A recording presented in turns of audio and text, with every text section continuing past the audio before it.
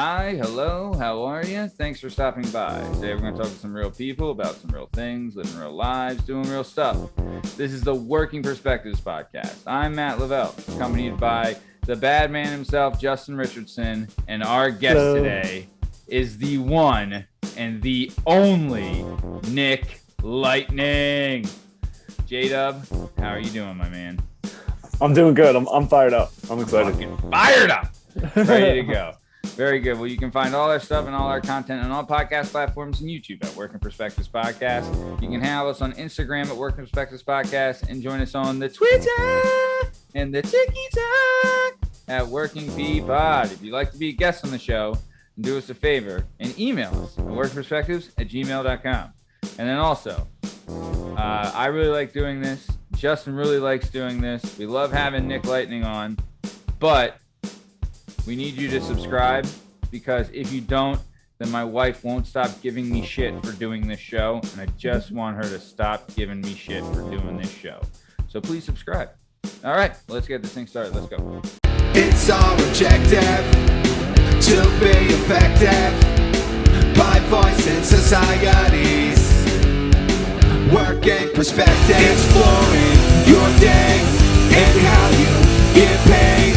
Launching a new episode every Tuesday. Your day can transform while we inform, with new episodes available on every platform. So check out our line and how we get live. Then do us a solid, share and subscribe. Would you share it?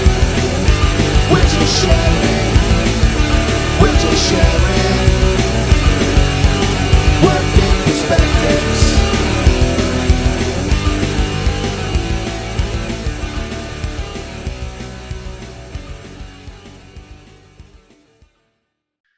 All right, your royal dubness, Sir Dubahane Dubahai, J. Dubinsky, Jetta. Dude, I'll tell you what. There's some people you meet, like, you know, I remember back in the day, right? When you saw a guy who you knew, like, this guy fucking kicks ass, this guy was awesome. They'd say, like, someone would be like, hey, do you know this guy? This guy's a fucking character, right? Yeah. Right? I think I've been referenced as a character. I'm sure you have, like, this fucking guy, he's a fucking real character, that one, right?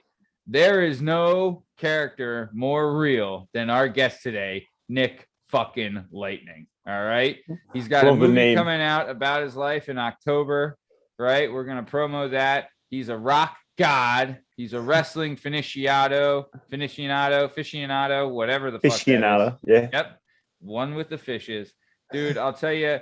So I guess it was like maybe 2 months ago, there was a wrestling pay-per-view. It was SummerSlam, right?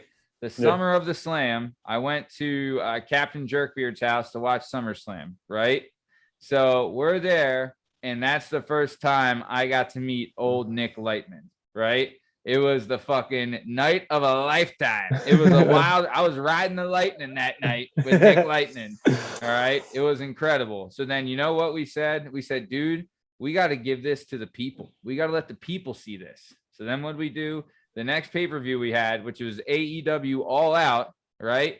We had me, Captain Jerkbeard, and Nick Lightning over. Then we recorded it, right? And did a watch-along, right? And then we put out a video of our reaction to Adam Cole debuting that has 70,000 views right now on TikTok. No big deal. Fucking Nick Lightning gets it done. Nick Lightning brings views. Dude, Nick Lightning is views. All right, brother? There's no one better for views than Lightning. So that being said, there's sometimes you meet someone who's a character and they're just a fucking prick, right? You know what I mean? Like, there's plenty of people. We talked about one before the show that Nick and I know. Total fucking prick sometimes. You know what I mean? Yeah. But I'll tell you, this guy might be the nicest dude you'll ever meet. He'll give you the shirt off his back. He's a total fucking good guy, good dude, respectable, polite, nice. He knows to bring the queso dip to the watch-alongs. Fucking A. Dude, I'll tell you what. Some guy shows up with chips and queso. Come on. Everyone wants that guy around all the time. So I'm super excited that he decided to come on the show. and that he was willing to bless us with his presence and, come on and let us ride the lightning. So I'm more than happy that he's here. And before we get started, Nick Lightning, I would just like to ask, have you seen the movie Bohemian Rhapsody? And if yes, what did you think of that piece of shit movie? Thank you for having me, gentlemen. I'm very proud to be a part of you guys. All right. So, let's first of all start. I saw Queen in concert twice. Really? Once with Lambert and once with what's his face? Freddie Mercury? No, Paul Rogers. Oh, okay. All right. And Okay. I must admit, I saw the movie, I watched it, brought a tear to my eye because I didn't know all that shit went down with him. Right. But I think it was an awesome dumb movie. I think it showed what a great singer, a great musician he was. Yeah. And how misunderstood he was. Yeah. Like me, I was misunderstood when I started. Because I'll tell you right now, when I first started 28 years ago now, believe it or not, I had people call me a drag queen, a fag, everything under the sun. Yeah. They call me a girl. And I got a lot of people that, excuse my, well, I can curse, I guess. You can say whatever the fuck say you whatever want you on want. this show, brother. Well, they shit on me so bad, I would say. Yeah. So that's why I never, ever try to say anything bad about them because I see a lot of good in people. Yeah. I see like good, I see good, but I had a lot of shit talkers too. Yeah. I'm not going to drop names on here because they're No, but you've humbled Matt because Matt hates Bohemian Rhapsody. He despises the movie and does not enjoy it at all, and he doesn't sympathize, and he's a jerk. But I'll tell you, Lightning, you really can sway the hearts of the many. I'll tell you that because there's something I do agree. One, Queen is incredible. I have nothing against the band Queen. Freddie Mercury might be, if not is, the best vocalist in the history of the planet Earth.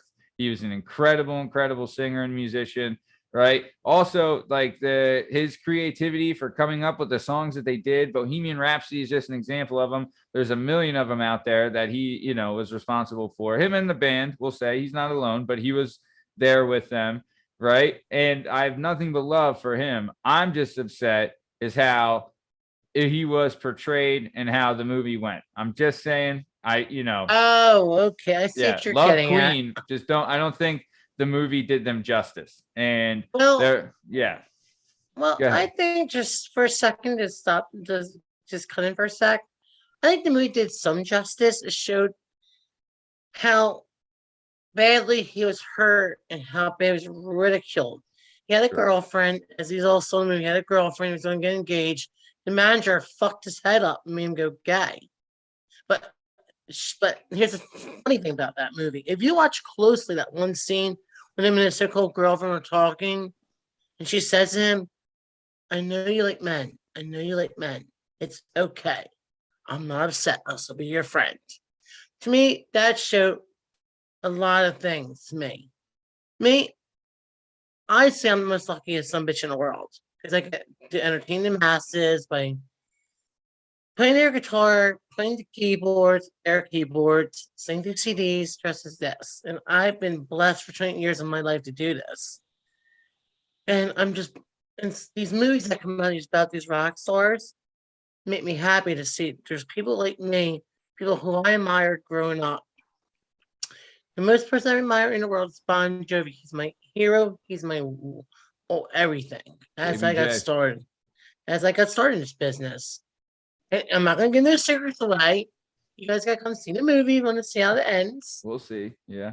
But I'll say right now, I had a blessed life.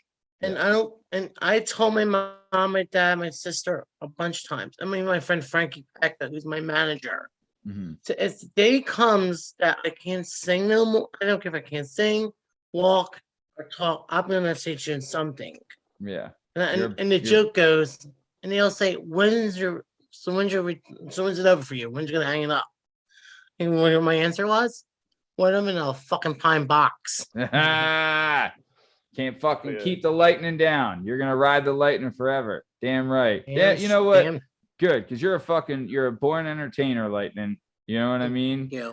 And we've been on this show, we've discovered that the people that do what they love for a living, right? They're the happiest and most successful people. right? Because if you do what you love, you don't mind doing the hard work. You know what I mean? So let's get this started a little bit. We kind of went off on a little bit of a tangent, but I'm excited to get to know the Lightning and take a ride on the Lightning. So, Lightning, you were born and raised in Roxboro. Is that right? Yes, that's true. Very good. I was born and raised at Roxboro Memorial. Here's a little backstory. My Okay. whole entire family was born in that hospital. Roxboro Memorial Hospital Yeah. on Ridge Avenue. Ridge and Dexter, maybe? Is that what it is? The Lyceum. Lyceum. Okay. Yeah. Roxboro Avenue Lyceum is around that area. Yeah. Jamestown Street. You want to be techno about stuff. Yep. Okay. So Roxboro Memorial Hospital, your whole family was there. And then you grew up in Roxboro, right? Yes, I did. And did you go to Catholic school, K through 12? Hell no. Look at me, dude. Catholic school will kick me the fuck out in 2 minutes. Yeah, I'm like the damn Omen, for God's sakes. I'm like Damien. I'm on that joint. Things be flying, fire shooting out. I probably have none levitate in the air somewhere. The holy water burns. Yeah. You'd have the priest jumping off the roof, the whole thing. Yeah. So nice. So okay. So what did you do? Public school then?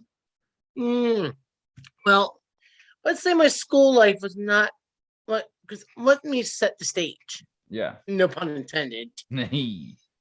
I was born premature. I was born with a bunch of disabilities, asthma, allergies, attention deficit disorder, anxiety, and the other attentive disorder, the one that starts with H. Yeah. Hyper. So my whole entire life, I could not learn at all. I was too amped up, let's say, all the time.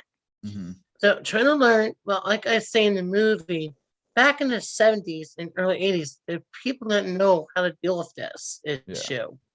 They didn't know how to deal. They were just starting to learn about everything. Yeah. And all their life, I went to public school, but I never made it through it. My mom had to pull me out a couple times for fear I was going to get killed. Yeah. So, but she did send me to a private school called Sunrise Academy. It's not there no more. Well, it was at a church in Flower Town. All right.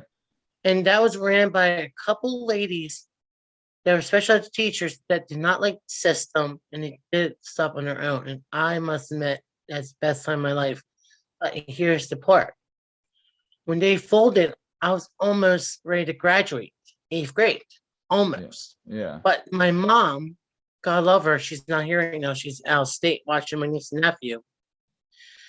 She called the school board. Said, no, we can't send Nick to Roxboro High School. He will get killed. He'll be murdered. Yeah. So she said, listen, I can't do nothing now. I need to send him somewhere for a year till he could get this straightened out. Yeah. So they sent me to Dobson School down on Umber Street. Okay.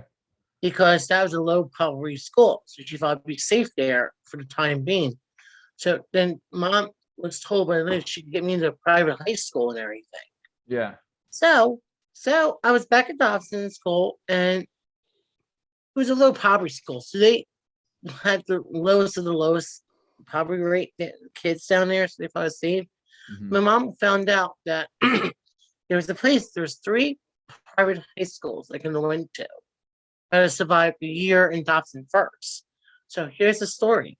It's not in the movie. No other podcast has the story stuff for you guys. Now, well, I was in my classroom. All of a sudden, this big, heavy set dude, looks like a big boss man, walks in. Like, I'm like, what the hell's going on here? And I was like, only like, let's see. Well, you're like 13, 12, 13? Yeah, somewhere around there. I don't remember. But he comes and says, in a single line, like, what the hell's going on here? He was like freaking me out. Yeah. So he led us down the stairs in single file, and we go to this bus with chicken wire on it. It was the bus to transport prisoners in. The guy said, "You're going down to the roundhouse for a day to see what will happen if you do not follow the rules, follow the law." I'm like, what? Shit got real fast. They took you on the Scared Straight program? Uh-huh. so you know what I'm talking about. So wait. So Yeah, you know what I'm you're talking like about. 12, 13 years old. You're in the Yeah, you're in a low poverty school, Yeah. right? The first day, some dude that looks like the big No, boss man. no. It was like a year later, like Okay. 2 months later. It was like 3 months later. Okay, so you're So- in there for a few months. Everything's going okay. You're doing then good. just- And then one day, some Yeah. dude shows up dressed like the big boss Big man. boss And for man. those that don't know, the He's a big famous boss wrestler. man was a famous wrestler that dressed as a prison guard, right? Yes. So a prison guard shows up and says he's taking you kids on the bus and he's taking you to prison to like show you like this is what you're gonna do if you mess up, kind of Yeah, thing. yeah, like Wow. it's the roundhouse actually, to be the truthfulness. Yeah. So we go down and said, all right, we usually will shackle the prisoners, but we're not doing that. Like, I'm looking around my friends, and one girl sitting beside me. I forget her name. She was crying, like she was terrified. I Yeah. went over. I was like, it's okay. It's just a trip. Nothing's gonna happen. You're fine. Stick Yeah. with me. Yeah. So I'm like street smart. I was raised on the streets. Yeah. So I figured, all right, I got this. So and the day I used to tie stuff around my waist like jackets. Yeah. So they go down, and take a single file off the bus, and they take us in. They said, all right, here's processing, blah, blah, blah. So, not just showing us around. So here's the part. So the guy knows that the big boss man is next side of me. And he sees my jacket. He says, I told you to untie that jacket. I don't think so. We're going there, son. I go, shit. I took my jacket, put it on my arm. Like, so they walked us to this soundproof glass cell. Foolproof, screen-proof glass, dude. 20 of us in that room for about 5 minutes. Felt like an attorney, maybe 3, I don't know, but Yeah. we stood there like because we're like, now that's the part of trip sinks into. That's kind of so. First off, good for you, man. You're helping out the scared kids. You're sticking up for them, and then so they were that strict that they were like, look, you're not having your jacket tied around your waist. You're either carrying it or wearing it. Carry it or wear it, right? And then they put you in a cell, and it's not even a holding cell. It's like a regular like a cell with soundproof, bulletproof glass, right? And they left 12, 13-year-old kids in that room for like 5 minutes. Yes. But actually, the teacher was there with us, not inside, but outside. The teacher was there. Still. But still, you're right. So the teacher's there. So I'm like saying to myself, well, I was taught right from long as an early age from my dad and my mom. So I already knew I was on the right path. But these other kids who did not have prior parents we had grown up, like strict but fair. Yeah. What's right and wrong? What's happening if you did this the right way or wrong way? Yeah. So it was not like, so when I got out, it was like the breeze hit us, and that thing was so hot in there. If I was gonna pass out, I was like, I felt like the Shawshank Redemption in real life. Minus, but seriously, see, that's the good thing about because Xenia was a low poverty school. They figured kids will not turn out right. Let's say. Right. They have a higher risk of going down the wrong path. Correct. Yeah. So they were kind of trying, like, from the adults' perspective, they're trying to like nip it in the butt to be like, hey, we don't want to see you here. Exactly. But if you don't like do the right stuff, you're going to end up here. We know you're in a situation where you could easily go down the wrong road. So exactly right. So the good news is about all this, I made it through the year, no problems. Nice. I graduated and I went to Vanguard High School. That's the one I chose out of the 3. It was Pathway, Devereux, and Vanguard, the 3 choices. Okay. Vanguard is a school in Malvern / Paoli, PA. Oh, so it must have been like the freaking tops of the tops out there. Babe. Yeah, and plus, here's the funny part: the state paid for the whole entire thing. Oh, good. So it's like and this was in like the 60s, or this is not 60s, the 70s, early 80s, kind of. No, it's like in the 90s now. Okay, all right. Like I went in let's see, in 94 I graduated. Okay, Okay. all right. Okay. So it happens that's the summer that started Lightning. Funny story is that I remember at a playground I just used to be jamming my head like it's in the movie. Yeah. I used to have a $10, like a $5 tape deck, a $2 Bon Jovi tape, and a $2 headsets, and Yeah. the Dorito pack. I You're used the to- old Walkmans, right? Yeah, exactly. So I Okay, was like yeah. playing like this, and I got discovered. And so that started the whole entire thing. So fast forward. Wait. I was So there. hold on, let me give some scope to this. So you're hanging out, you're in high school, right? You have your tape deck, right? The Walkman, you have your headphones, right? You're Yeah, blaring, you're blaring some JBJ, which we Damn all right. love JBJ. Fuck yeah, babe. Yeah. Fucking A.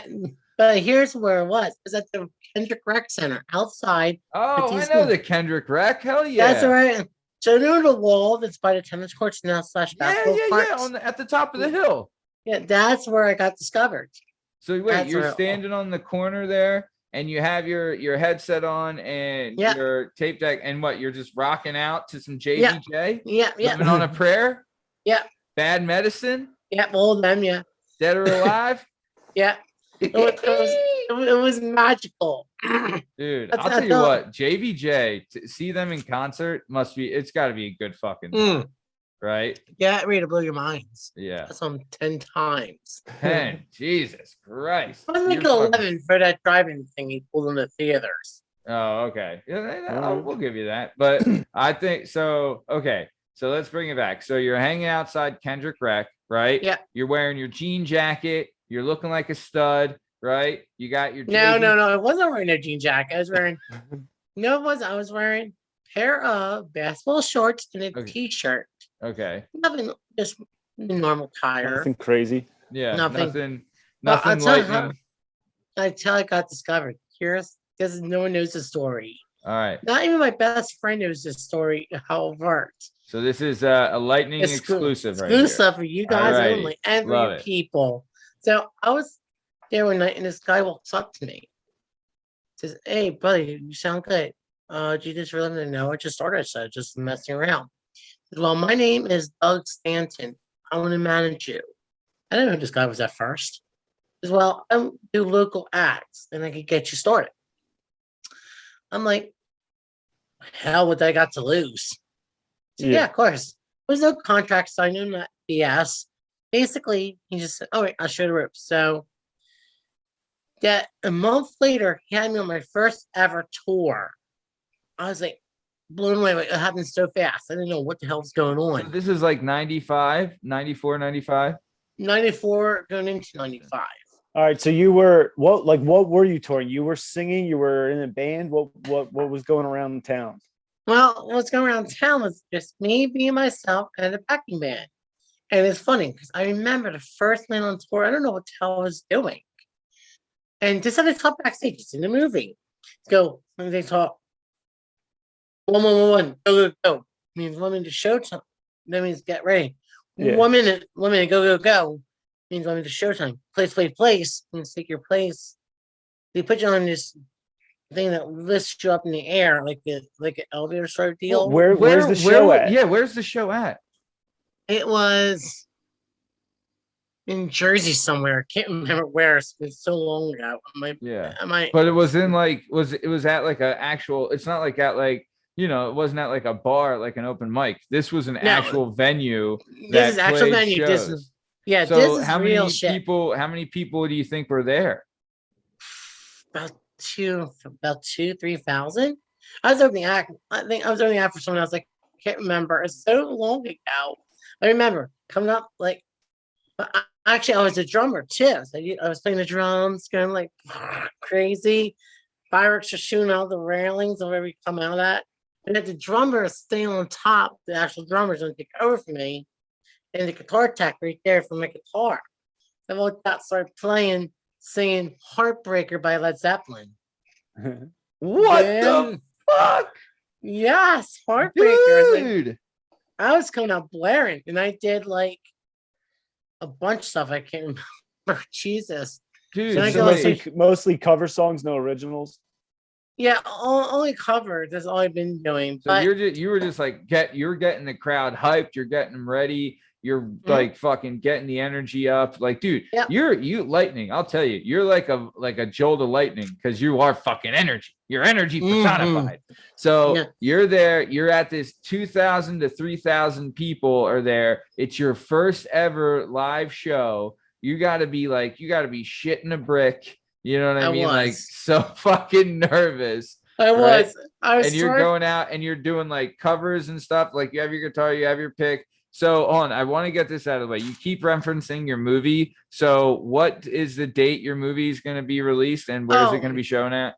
Well, actually, my friend Frankie and my friend Pat, who's the director of Ligthining, the documentary, we've been shipping to a lot of film festivals. And we could not say nothing for a while because it's still in the wraps because we're not allowed to talk about it until we get accepted. Because if someone sees this that's in the film festival circuit, because they know, whoa, we can't have them. Because he gave it away. Okay.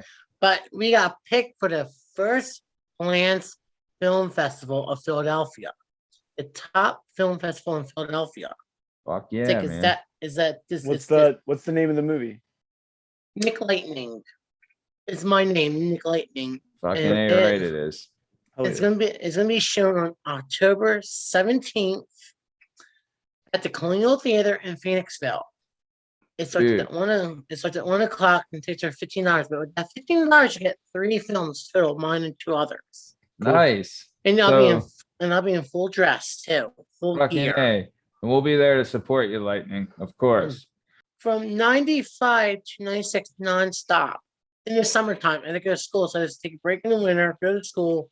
So when I got out in June, go do the tours. So 96, I was tired. I was a little bit frazzled. I took 3 months off just to rest up because I was totally spent. Yeah. So then in 96, a month later, I came back and started again. And there's this place you don't know nothing about. It's called the Levering Rock Center. It's Levering School. You set the stage in the summer called the Levering Rock Hall. Okay. And get this, I'm the only order to sell 50 straight times I sold it out. I'm the only one to do it. Yeah. 50? Mm-hmm. But that was from 99 to 2004. Are you allowed to say like the band you were opening for or no? I can't even remember, tell the truth. Oh wow. No, it was my own tour at the time. I was on my own. So when you were selling out the Levering Rock Hall, that was you. Yeah, only me. But your first ever show, you don't remember. It was just it wasn't like a huge name band. It was just like a good band kind of thing. Yeah, and it wasn't like JBJ or anything. No. I can see in the poster. I can't remember the name. I swear to God. But it's okay. Here's something else. From that time period all the way up to 2004, I was nonstop. I was going to so from 96 to 2004, you were just rocking your socks off. Going, no stop.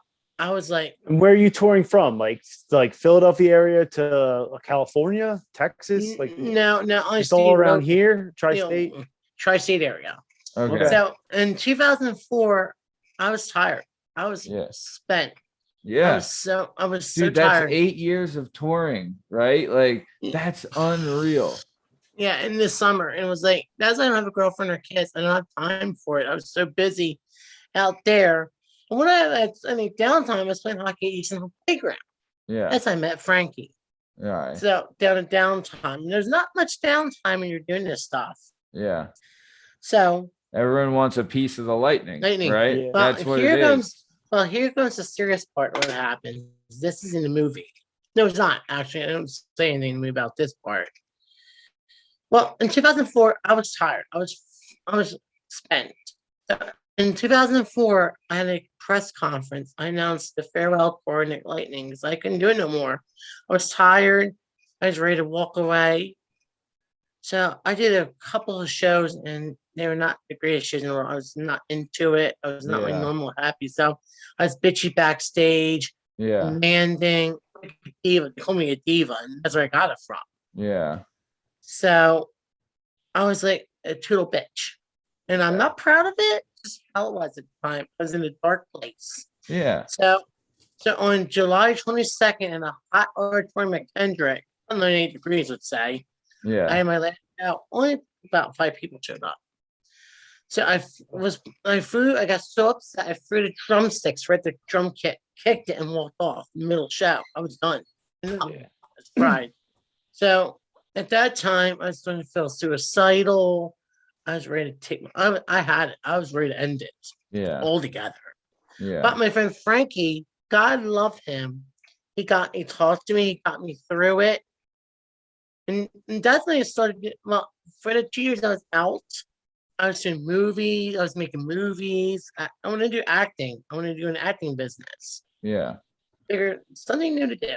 So I did a couple of low budget films with my friend Pat. Did a couple of 48 film. They're called the 48-hour film festivals. Okay. That's when you have 40 hours to write, produce, edit, and take it to the thing. Oh shit.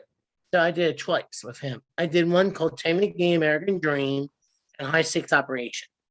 So like a kind of like a comedy restaurant. All right. So then here's the funny part. In 2007, in August, I watched a show called Mission Man Band about these super crews that are boy bands, and I hate boy bands. I trash them so big time. They have no fucking talent at all, my opinion. So yeah. Justin Timberlake's a piece of shit, isn't he? right. real no talent. Yeah. So I was saying, so I saw that I got my cell phone like this. I said, "Yo, manager, get my shit out. Here I come." Click. I was on the race. I was coming back. I went to the rehearsal studio, got all my gear out. For the first week, I was so nervous. I felt like being sick in the stomach. It's starting to get all over again. But my friend Frankie talked to me constantly. So on December, on 12/7/07, I came back out and started all over again. Reborn, rejuvenated, it's kind of like being reborn again. Well, tell my friend Tori Hart, who was my opening act for a couple times, to dare to share the moment. I had Chris Morris there a couple times, open up for me. And my friend Jeff Slater, Elvis, a couple times, and open up for me. So all my friends there all the times. And I came back, and that's the special point in the movie. No, story is only in the movie. Is that my mom means everything to me. My mom's everything to me. She's been with me through the shittiest times and the really, really shitty times. Yeah. So that night, I unplanned it. I don't, my shows, I don't plan it. I just, I go out and rock. Yeah. Yeah, actually, I have a script. I have a set list, but sometimes I go a little off of it. You got to feel, you're feeling the crowd, right? Yeah, so I go sing my Chicago's Youth Inspiration to my mom. Oh, come on. And I sit by her and I sing that song, and I give her hugs. Mom, I love you. You really see my ass. Damn. And then let's fast forward to my 10th anniversary, what this movie is based upon. Well, hold on. So I want to say, right? Yeah. So 96 to 04, you're going hard. Then you kind of spiral out at the end because you were just burnt the hell out. You're B word, burned out, right? Yeah, burnt to a crisp. Yeah. So then you take a couple years off and you get the bug back and you're like, look, I'm a performer. I'm an entertainer. This is who I am. This is what I do. And in 07, you get back in and you get back on the horse and you fucking rock the place out. Right. Mm-hmm. And then while doing that, there's a moment where you're at a show and you sing, you're the velvet to my life. Thank God he does not sing, guys. Thank God he doesn't. Thank God. Hey, amen, brother. And then so you have that great moment with your mom where you sing to her. That's incredible, man. That's awesome. Well, actually, let's fast forward a little bit now. Okay. Now, like I said, this movie is based on my 20th anniversary show. Happened like 3 years ago. Okay. Your 20th anniversary? My 25th. 25th. Fuck on me. All right. So At that time, it shows in the movie. I hurt my knee real bad. I had a brace on. I couldn't walk. I was in pain. I was saying like naproxen to keep the pain down. So, but I see hear me in the movie say no voice, no leg, no whatever. I'm still doing the show. I'm rocking this place out. So at the show, Frankie says to me, Nick, are you gonna? I see you got the inspiration on your set list. You're gonna sing for your mom again. Like, yeah, I am. I'm gonna reduplicate it. Well, you should tell me. Well, so I told my mom before I called her in the dressing room and said, no, listen, act surprised. I'm gonna club when I sing your inspiration again. Act surprised. I'm gonna give her a head start. Yeah. So in the middle of the show, I say on the microphone, say my headset, say, ladies and gentlemen, I had not such an easy life. My life has been not easy at all, but my mom here has always been there, fighting my battles, and been with me. I'm up here for a second. I started choking up singing. Everybody was crying. It was like a fucking tear fest. Yeah. Oh. That's how emotional it was. And I was crying. You can hear me in the music in the video. I mean, losing my voice. And I was getting choked up. And I still get choked up this very day about it. Yeah. That's my mom. That's the one that been there. And well, my mom, my sister, my dad, there's no me. Yeah. And my sister has been my biggest fan since day one. And she's been there, and she actually just bought her tickets online for my movie premiere. She's one of the first ones to do it. She says, I'm going to drop the kids off at my girlfriend's house, come to see you, Nick, at your premiere. And that means a lot to me. It means a lot. Of all the stuff on my stage, all my gear, all the things I own, my mom actually built that by hand with me. All the props, everything are built by hand. I mean, my mom. Oh yeah. And my outfits I think my outfits, but my mom helps me bring them to life. Yeah. So, yeah, but as I got more into my show business life, nothing is a big thing now. It's a big production now. Yeah. You gotta see my stage. I make Motley Crue shit stage, no a little puppy dog show. The shit I pull. You have a lot of fireworks, a lot of pyro. Yeah. I wish. That's what I'm still trying to do. I haven't got that far yet, but hell, one of these days I'm gonna set something on fire for the fuck of it. Still hold sparklers. Yeah. Yeah, I'm gonna be. It's gonna be like Gilbert basically in wrestling. The sparklers. And no clue what we're talking about, don't you? No. So for those of you who don't know, Justin, you might not know. So Chris Jericho, one of the all-time best. He's incredible. Damn right. He had a feud with Jericho, and so Jericho had a feud with Goldberg, and what Goldberg's entrance used to be, it was like a big thing where he would start in the back. He would walk out from the back with security, right? And then he would come out, and he's like this huge jack guy. Then they would have like fireworks and smoke and everything, like shit.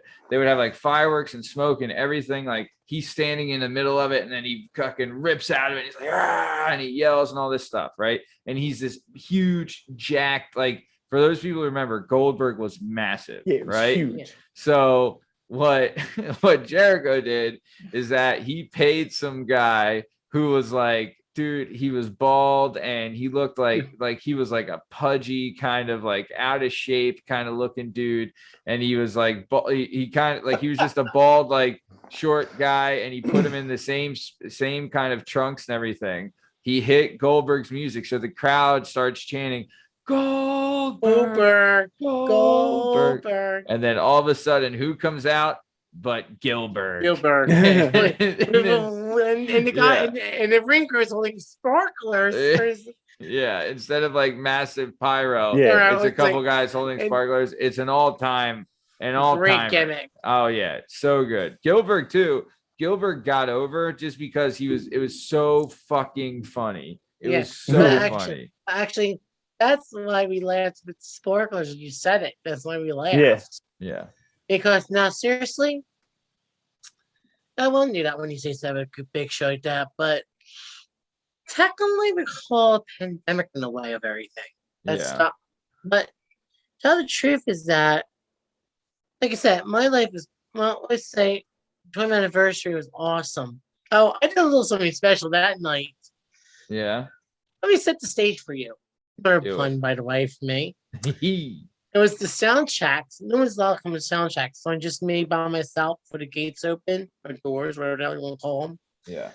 And so I'm doing Black or White by Michael Jackson. I'm practicing the song. Black Oh, or wow. White. Yeah. I'm like dancing Yeah. to it. Doesn't matter. Yeah. Gotcha. Yeah. So at the end of the show, I had a song playing. But I went down to Frankie on the sound team. Like, Frankie, go to sound check. Michael Jackson's Black or White. Play it. He looks at me like, what are you doing, Nick? It's like, I had a thing planned, but check this out. Do you know what this is? And you know, pop, pop, pop. Turn that noise down. I'm trying to. Like, pull my cloak in the beginning of the video and everything. Yeah. So then I just started jamming.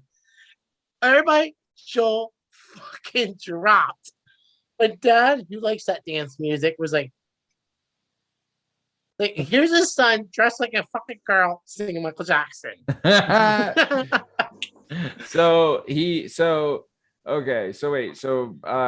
Black or White like not part of your normal set list?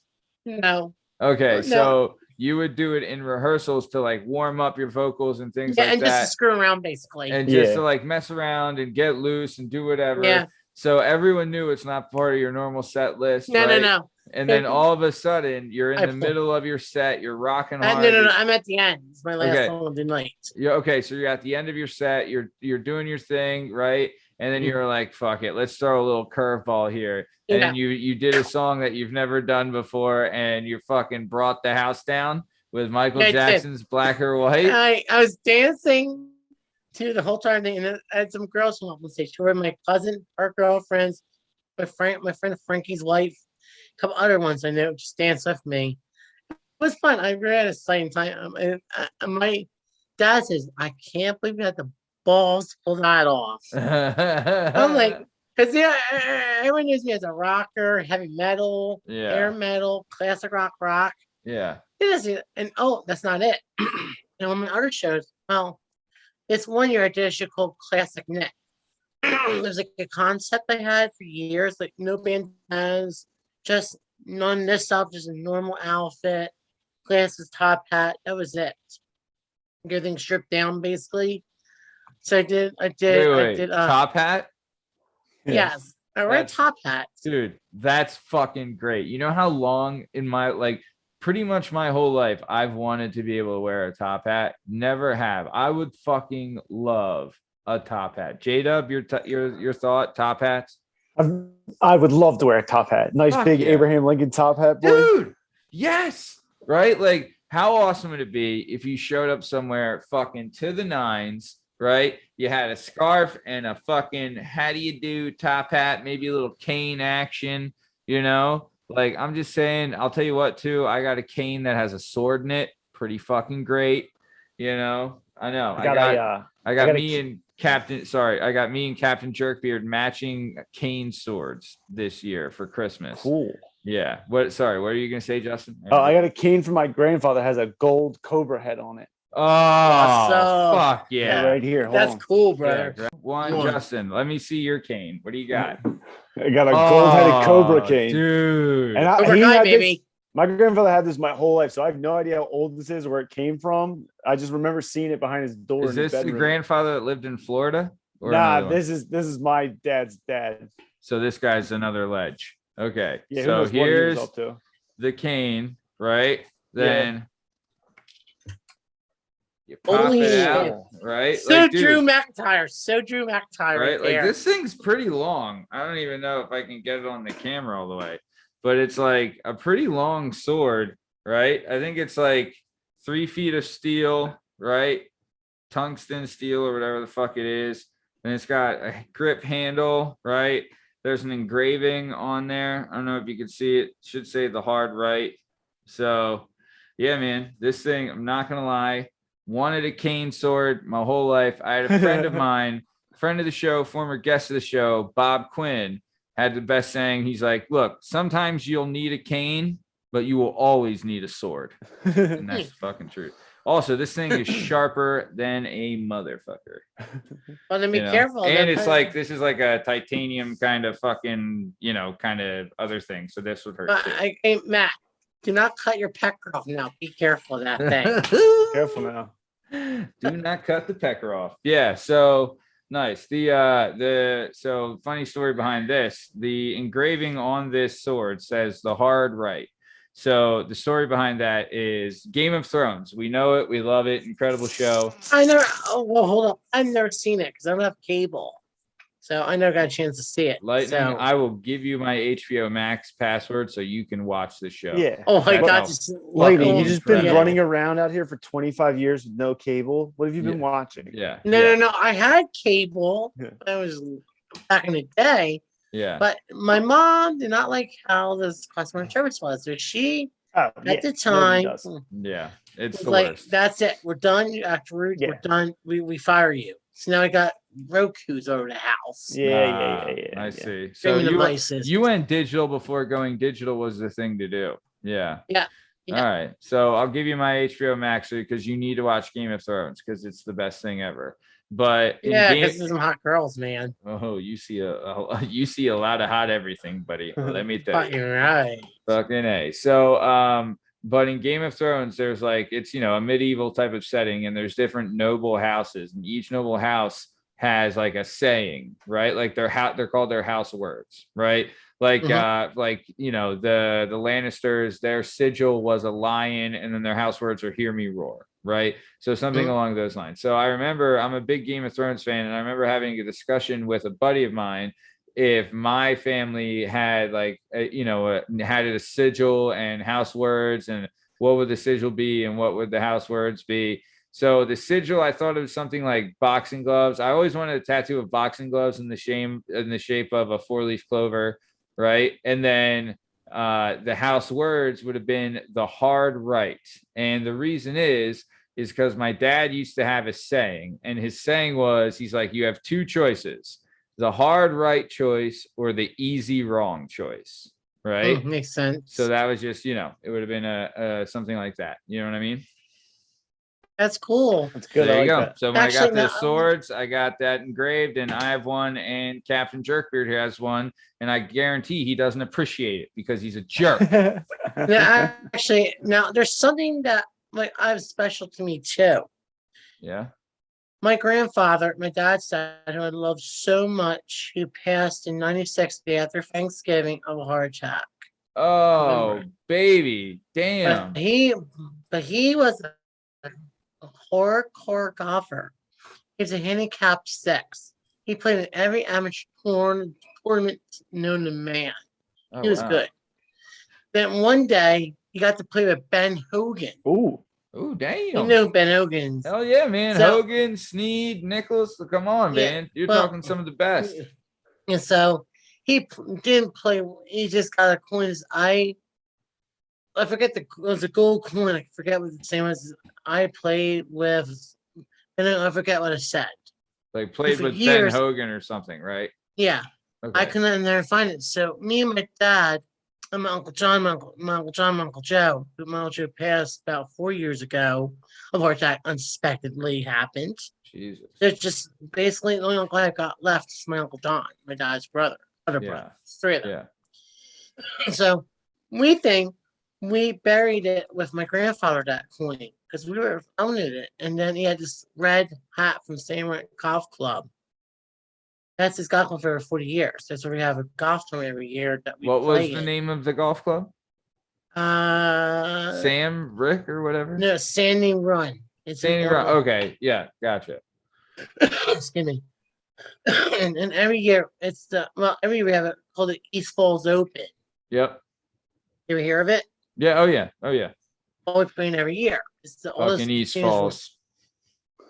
Well, it's the at 102 this year. It's the longest continuous run neighborhood tournament in the world.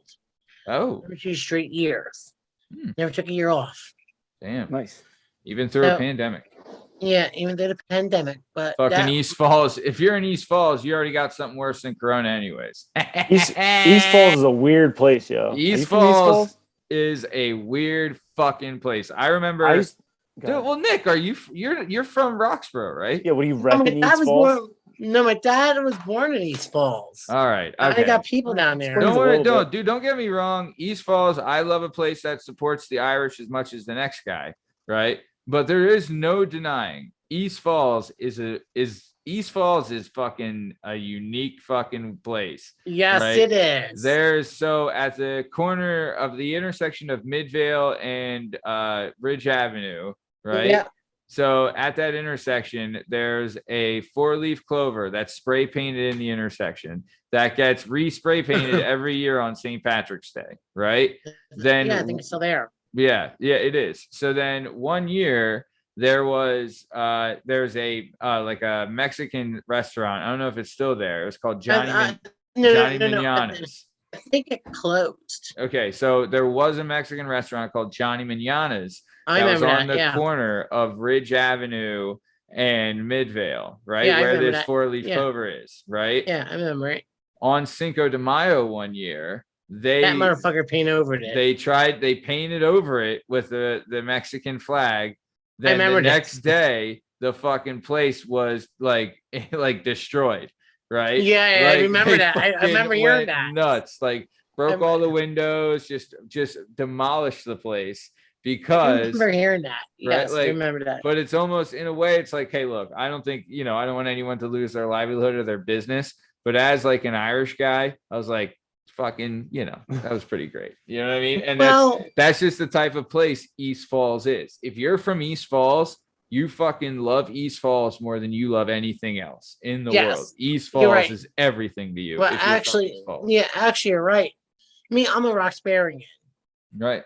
I am, but my family, my uncles, my dad, all grew up down there. That's their neighborhood. I knew the people they grew up with. They were all cool people. Yeah.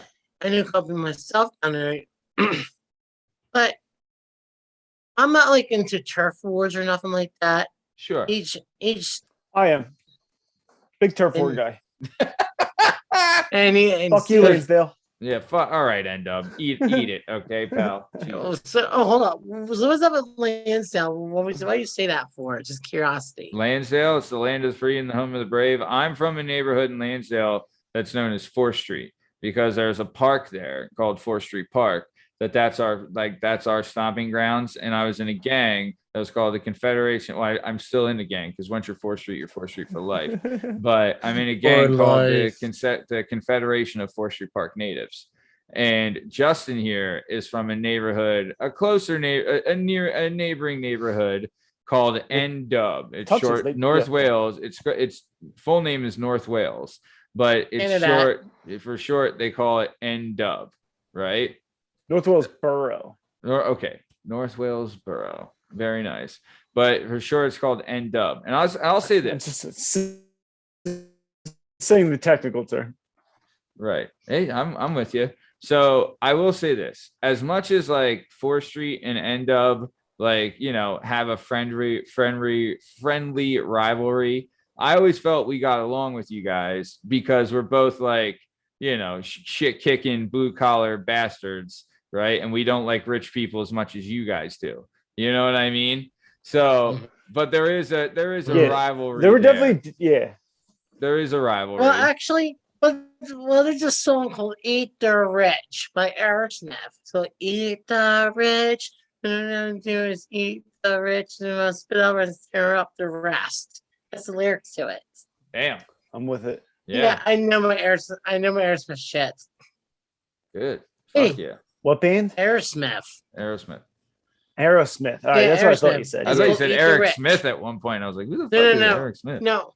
If you guys go on your iPhones or whatever you use, go to in Spotify and look up Aerosmith's Get a Grip album. And that's the first song, Eat the Rich. And if you guys were not the rich people, you fucking love the song because he tears them fucking apart. I love Steven Tyler. Dude, I'll tell you, that's the headband. Yeah, the headband's a good Aerosmith look. This is actually the 80s hair bands. There you go. Yeah. Oh, I need to tell you this shit. This is not even the movie. I forgot this one. Hit me. You guys are saying down for this shit? We've I seen. tried out for America's Got Talent. Oh. I Wait, really did. wait. America's Got Talent, not American Idol. No, America Got Talent. I went down there dressed up as my Nicola Lightning character with a guitar solo. I went in, I tried it out. I did all this paperwork, and it's like I didn't even get picked. They just blew past me like nothing. It was an awesome experience. Dude, they missed out because had you been on that show, you are the number one fan fucking favorite. I'll tell you right now. Jada, would you agree? Yeah. It wasn't the season where Howard Stern was on, was it? Oh, it was. I was gonna curse that motherfucker out for fun. Yeah. I was like, I was fucking gotta make it. What do you want? I wanted to curse him out. Yeah. Those are my life holder to curse out Howard Stern. Why? Because I hate the prick. Oh, really? Huh. Yeah, because the way he talks to people and makes them shit themselves. Funny story. Actually, I was offered to go talk to Howard Stern. My friend was going to arrange it. My friend of a friend knew Baba Booey. And he sold my documentary trail. And he wanted me to go. Baba Booey. So he wanted so he told Howard about my movie. They're gonna have me up there talking about it. Yeah. So we're gonna go do it. And Frank says to me, Nick, are you showing you this? Can you handle it? Because he's gonna tear you apart. He says, I will spit and piss over his ass. Lightning. Lightning. Come on. I love you.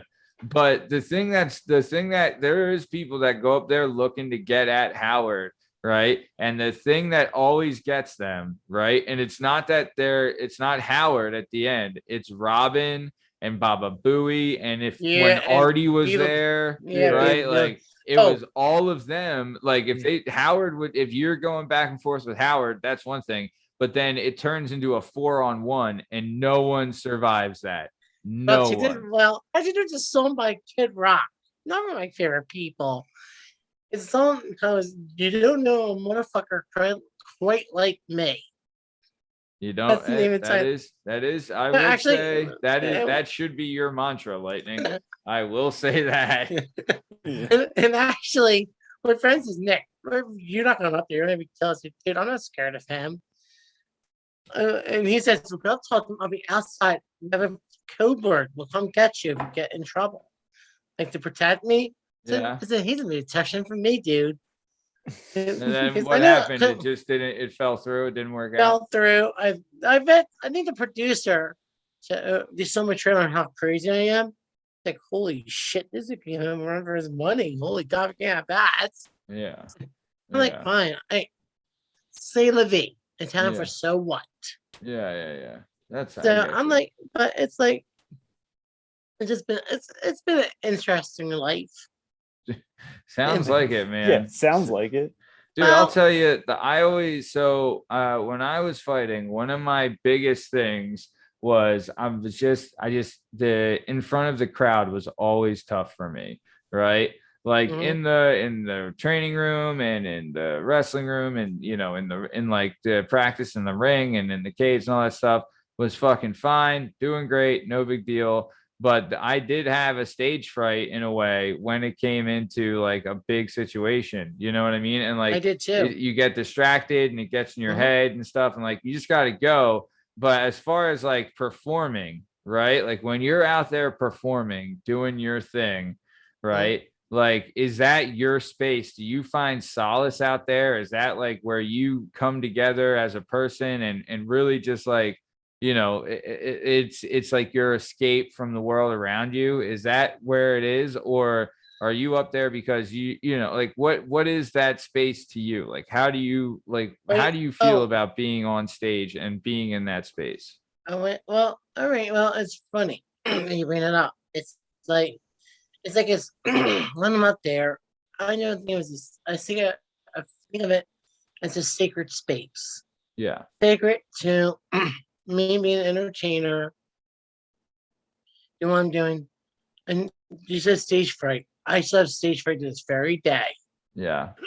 Not bad, but not bad.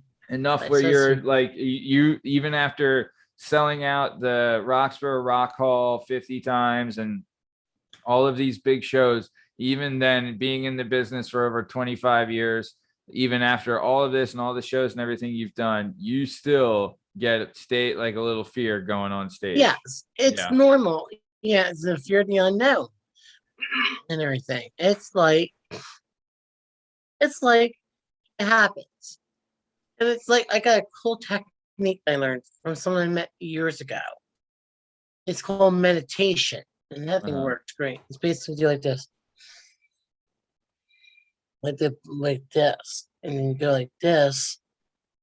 It centers your body, centers your mind, centers you totally. And I hate needles. I see that right now. I hate blood tests, I hate needles so bad. Yeah. So when I get blood tests, I got to do that plus freeze spray, get my mind so it won't flip out. Yeah. It's like when you were born with disabilities like me and all the problems I had growing up, I was such a hyperactive kid. I can never, like, let's say my mind was like a Ferrari and I couldn't stop it. Yeah. Yeah, it's hard to find like a center balance. Yeah. Exactly. Yeah. So yeah, I used to drive my mom nuts. Yeah. So I think this was like around 2000, one of my shows. I had this guy who's opened up for me. I forget his name. He says, "Listen, you're too irate. I got to teach you something that's going to help you calm yourself down." So he showed me meditation. And ever since that day, I've been meditating for every concert I ever did or any event I do. It helps. Yeah. Takes away the fear, takes away everything, and then you just go to town on it, brother. Yeah. And like, now hold up, back up for a second. You were in the MMA or something? Cage fighting? Yeah. I fought in the ring and in the cage a bunch of times. Oh god, the couple I met you, I never knew that. I don't know. I mean, I still teach it, but I haven't had a sanctioned fight since 2013, and then I fought in a smoker in the last fight I had in a smoker, I think was like 2018. So Wow.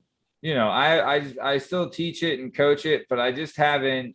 I don't know. I haven't done it. I haven't had a fight in a while. But yeah, I mean, yeah, I did it for a long time and taught. I've been teaching at the Hensler Gracie PA Academy for 14 years. So I've just been involved with it for a long time. But yeah, it's not. We talk about it on the show, and I bring it up, and I'll talk about the gym and things like that. But I'm here to ask the fucking questions, Lightning. All right. So I'm sorry, I just found it interesting for a second. Right. I appreciate it, buddy. I appreciate it. Wait, what do you mean now? A word from our sponsor. Are you someone who struggles picking a podcast to listen to because your time is extremely valuable? Yeah, how'd you know? Are you someone who says, damn, there's not enough hours in the day to pick just one? Wait, what the fuck? Or are you someone who's interested in a podcast where they interview a wide range of people and find out how the hell they ended up in their profession? It's like you read my mind. If I say yes too, can you help me out? Oh, shit! Shit! On an unrelated note, while we call the police, if you said yes to all those questions, then look no further and allow me to introduce you to the Working Perspectives podcast, hosted by executive producer Matt Lavelle and accompanied by co-host Frank, Party listen, Boy dude, Pete it's off, it's off. McCormick. As mentioned, they interview a wide range don't of know, people man, and the find cops out are how in the purple nurple fuck they ended up in their No, I didn't professions, which I fucking think, in want my a red opinion, light. as someone who previously job I hopped don't from know, one man. place to I another was until I just found about to something I'm drive good over at, to destination, this is and then something all of worth a sudden investing this your random time voice in. comes up in my You will car, learn about starts jobs that talking you about never knew this existed. informative Feel the podcast. grind that some I of these said it people sounded felt before interesting, getting and to where they are fucking dipshit today. says the same And just thing. like me, it'll maybe And now help you they're find that calling enough. motivation you're looking for to pursue and what it is you want to do. No. And also, No one they have was great following segments me. in the I'm middle in of the the show, middle of such the as fucking The Weekend desert, dude. Poppin'. Give it a shot. We gotta And go my to two Plan B, man. favorites, We gotta Memory go to Plan Lane B. and What's Going Down in Gamertown, which Wait, is a segment you're I'm what? part of, so you should definitely You're look out? into it. No, So, you can't that fucking being do this said, to me. after Why- this why are you video, go fucking out and bailing listen out? to the Working Perspectives podcast. You can find them Because on I Apple fucked up? Podcasts, Spotify, YouTube, Google what are you gonna do, Podcasts, man? TikTok, Instagram, and The Twitter. bootleg All links business, are in the the link bootleg tree, which is movies? in the Bro, description. there's a fucking And now, pandemic happening back right to the now. Once the episode. movie's in theaters, it's gonna go onto the streaming services. So I want to talk about this, right? When you're growing up, right? And I know for me, it was the same. And I think, Justin, you're in the same loop. And I think you're there as well, Nick. Like, I was the same. I was a hyperactive kid. I couldn't pay attention to save my fucking life, right? Like school was tough for me because of those reasons. And it wasn't like I would make friends and have friends in school and stuff and all of that. But the thing that was tough for me is getting by like listening and sitting there and not wanting to fucking throw my head through a wall. Right. Pull your it hair was out. So fucking boring. So boring. And also then you turn into like because you have all this energy, you turn into like a fucking annoying little shit. But it's partially the adult's fault because you have nothing to fucking do. You know, like you're not making this entertaining for me. I don't like to fucking read. You know what I mean? Like cut me a break here. Right. But, you know, it was never their problem to deal with. It was always like, oh, he's, you know, learning disabilities and everything like that, which is all fucking bullshit. Right. I feel like we're the product of like, you know, I think we're the descendants of warriors and we have heightened battle reflexes. So sitting in a classroom for 12 hours a day with 25 other kids, right? When you have these, you know, like these like internal, like already predisposed kind of natural instincts, right? That's what the ADD and the ADHD and all that happy horse shit is. It's just that we have heightened reflexes and, you know, we're conscious of the world around us and we're not sitting there with our thumbs up our fucking asses. Like we're thinking, right? Like you're right. That was another thing. It's like you're constantly thinking and drifting off. And it's because you can't hold our attention, right? Yeah. Get better at holding our fucking attention and we would have been better fucking students. Guaranteed. But you blame it on a learning disorder and it's our fault. It's not the teacher's fault or the curriculum that was fucking horseshit, right? So, but I want to ask, like, for you growing up, right? Did you play sports or anything? Did you have a place to let out your kind of energy? Like, how did you get by? Because we all had to find like a thing, right? Like sports was big for us and obviously whacking off was a huge thing 20 times a day. Lot of time. Yeah, that once I found that was a majority of my day, which was good, right? But keeps you out of trouble. Exactly. And so but besides that, like what kind of stuff were you doing and like how are you coping with growing up in it? Like even when me and Justin were coming up and we're a little behind you in the era, like they still didn't have a lot of shit for like it was Ritalin. They're like, oh, give him some fucking Ritalin, give him some fucking Ritalin, right? Exactly. They told my mom. Yeah, put him on the fucking Ritalin. Put him on the fucking Ritalin. And dude, I'm happy my mom didn't do that because I saw those kids that did have that shit. And those kids were fucking like, come on. Turn into a zombie. Exactly. Yeah. It's like fucking, are you kidding me with this? Like, let this kid have a personality and let the personality shine through. Why are you like, partially it's fucking lazy is what they were too lazy to handle us, you know, like figure out something for us to do. We're the best fucking kids you have, right? Give us something to do with our hands or whatever. We're fucking, you know, getting the job. It's like a dog. You got to go run them for a couple hours a day. Yeah. Get crazy. Yeah, dude, let us have gym class a couple more times or something. Like all I wanted to do was put kids in wrestling moves for the first like 4 years of elementary school. Dude, when I found out what a stunner was, that was my main objective every day was to fucking stun everybody I knew. Right? It's like somebody's getting put in a figure 4 leg lock for the end of the day. Yeah. Woo! Woo! All right. So what were you gonna say, Lightning? So how did you cope with the fucking heightened battle reflexes that were ingrained in you from generations and generations of warriors and East Falls people? I found it in hockey. I became a hockey player. And everything. So I played a lot of hockey plays and everything. And keep going. So that's the funny part. So you were playing hockey, right? Yeah. And this is at an era, right, when hockey was so fucking popular.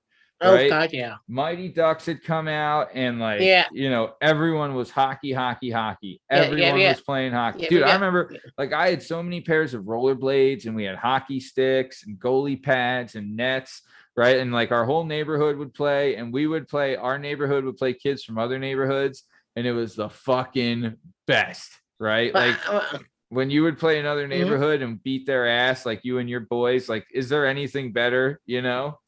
Yeah, but back to school for a second. There's one good time in my life for schooling. My high school, Vanguard. I met my first girlfriend there named Denise Moran. Whoa, whoa, whoa, whoa, whoa, whoa, whoa, what? No one knows Hold this. on, hold on. You're in high school. You're looking good. You're at Vanguard. You're fucking Nick fucking Lightning, right? Getting ready to rock out. And you met Denise Moran, and she was the first one to ride the Lightning.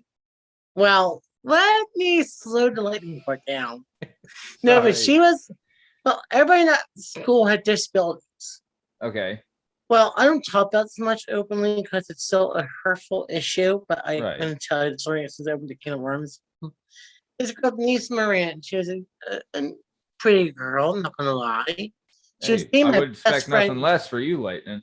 Yeah, well, she was dating my friend Nick, my other friend, the two Nicks they called us. This Nick Preck is my other friend in high school and it's in years. They call us twins. I was short and stubby like DeVito. He's skinny and tall like the Schwarzenegger. Yeah. No, he was dating her. That's fucking pretty great, though. Yeah, so he's dating her first one day in a computer class. She stands and says, "I'm sexing Dick Fergus tonight." I'm like, what? I was like, this the computer starts typing. I don't want to look up. You're I was like, yes, please. I was like shocked shitless. I'm like, holy shit. So And you I were looked like, up. well, you're welcome. Well, nothing ever happened. That's true. Because, well, she actually had brain surgery. She had a plane in her head. She had like brain issues. Yeah. And she went to have brain surgery for a second time. She never came back. On the operating table, she just passed. Boom. Damn, Lightning. So that was the first one. Then 3 months later, there's another girl came to my school named Jacqueline Anthony, who's like a gorgeous looking girl. I'm not gonna fucking lie to you. Yeah. So I'm like, okay, my friends could talk to her. I said, no, not time. So I got the courage again. Say, hey, I'm Nick, so blah blah. I'll take you to gym class or do share body. She said, I'll be over. So she comes over. We have hockey day. And this guy was trash talking me during class. I'm gonna stone you. You can't score on me. I'm like, you fat bastard. I'm gonna go from the blue line scoring you, motherfucker. So check this out. So we get to gym class, we pick teams, he's in the goalie net, and I go up to the girl down. This is the first goal is for you. Hell yeah. Oh, yeah. Fuck Second, yeah, Lightning. Lightning knows what's up. Yeah. So remember that guy that talked trash on me? Yeah. On the blue line, like a side raining that. I'm like, You're like, shove it right there, yeah. buddy. Yeah. So I went over to Jacqueline and said, that's for you. Well, I'm the Vanguard. Oh, baby. And she And then we started fucking hooking up, melted. and that started it. Started hooking up with her. You're literally hooking up with her. Hell yeah, brother. Man, and we had some good times. And she had a kidney problem. We found out later on. Yeah. So on Memorial Day, she got sick and went home. I was in my softball all-star game. We played softball in school. It was like slow pitch. Yeah. They find out the next day I get back, she's gone. Passed on Memorial Day. So I'm like, what? And I would drop to my knees and cried. I was like, your second, like, your next girlfriend, right? Like your first yeah, one goes, your next like, one goes. I was like, what the fuck? I'm like, you're fucking. So they took me to my counselor's office and I said, Nick, what's wrong? So you told him like Jacqueline, you know, right? Like you're like, hey. I swear to God, if she was still alive, I'll probably be married by now. The kids. Yeah. Betcha. Well, maybe that was a sign then. The rock gods knew, right? The rock gods knew, hey, you're gonna untie you from all this shit. Get you going and start rocking the hell out of stuff. It is strange how it works because think about it like this, right? Had she, and RIP to her, and I'm sure she was great, and like, I'm not saying that's a good thing that she passed by any means. Like, that's never a good case unless you're Hitler. Hitler needed to die, but when you get a bomb up his ass. Yeah. So, but imagine if she doesn't pass, right? And you guys are dating, right? are you on are you on the corner of Roxboro and Ridge out by the Kendrick Rack rocking out? Does Nope. that Nope. happen? Right? Nope. Nope. I don't think it does. I don't think it Nope, does. it doesn't. Yeah. And that's so funny. You bring that up. I never thought of it. All these years, I never thought of it. It's like fate had You'd me. be at your girlfriend's house. Where the fuck, like, when or you married to my you know, wife's. if you know, like, yeah, like you're not when you got a girl, like you're not hanging out in the corner or something. Not in the as streets much. anymore. Yeah. No. Yeah, the girls keep you out the streets, babe. You know, unless I know. unless you're with them on the streets. In that case, Well, you don't want to keep actually- on. You don't want to hold on to them, pal. Let them go. Well, I'll tell the truth. And since that day, it's in the movie, and we talked briefly about it. About me running the life, the kids, what it'd be like. And that's the constant struggle in my life. Couple Yeah. little lightnings running around. Well, Couple little thunders running around. actually, I see my friends, they're married, the kids, and everything else. And I think, what that could be me. Nah, Then my lightning. friend, You're with then- me, yo. We don't need no kids, yo. We'll be all right. well, actually, my friend says in the movie, we just bring up Nick Lightning. He's okay, and he's not normal. Yeah, I'm not having any kids either. But actually, to tell you the truth, Sorry. Yeah. oh, he's a butthead. Give me my bunghole. Dun, dun, dun, dun, dun, dun, dun, Dude, dun. I mean, I'll tell you this. I was the same way for a long time. Justin, you knew this because we were partying together, hanging out. I was not, Whoa. Having Well- me with this shit. no, like we would party and like do our thing and like go out and do whatever and like, you know, hook up with girls and do our thing, right? And like I would, you know, dated chicks and stuff, but I didn't want to have a kid. I'd had some serious relationships that I was like, I can't have kids with these girls because it's not fair to anybody. It wouldn't be fair to the kid. And then like I met my wife and then I knew I was like, all right, I definitely want to have a kid with her. And now I have a kid and she, you know, she's like, there is days where it's tough and that's everything though. But Yeah. she is the fucking best, man. It is the best thing. Like, I don't know. And it does change you in ways. Like I used to watch movies, right? Or TV shows where like, you know, if they kidnapped a kid or did something to a kid, I was like, well, who gives a fuck? Right. Yeah, But right. now if that right, happens, I'm like, oh my God, no, come on, leave the kid alone. Come on, you know, but Oh, well, it's yeah, how it right. fucking changes you. Plus two, like I have a daughter and it's like, bro, fucking A, man. I could it's not like I was like a bigot or hated women, but I definitely had a different opinion on them before I had a daughter.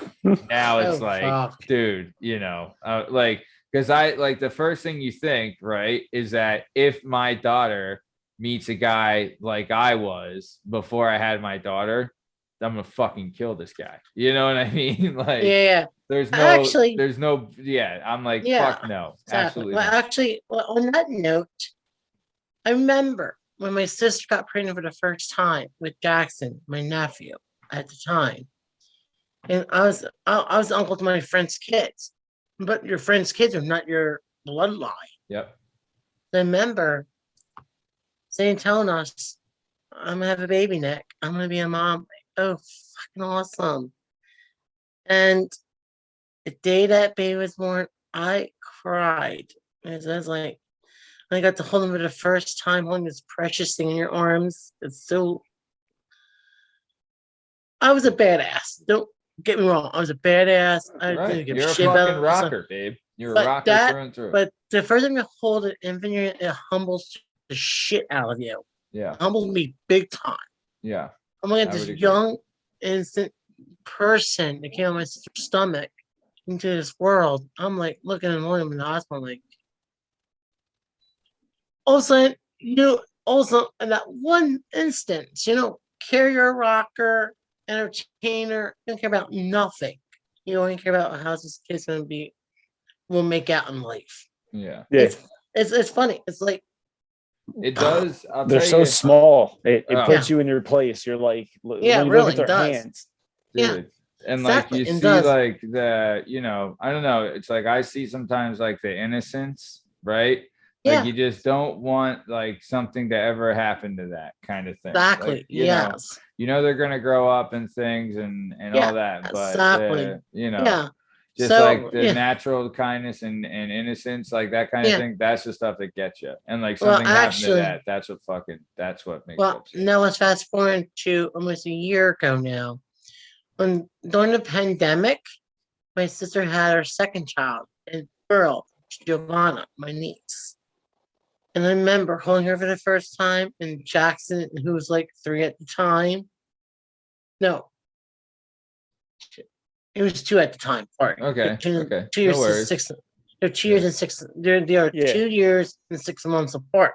Okay. Just like me and my sister are the exact same Oh. thing. All right. So when she came to this world, I was like, my God. I looked to mom and said, holy shit.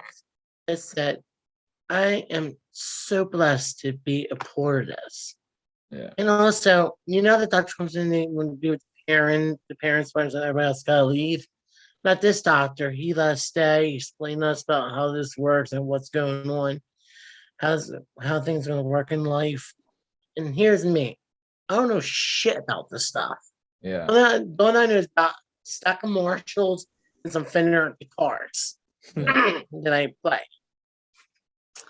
So I'm sitting there listening, it's like, oh my God.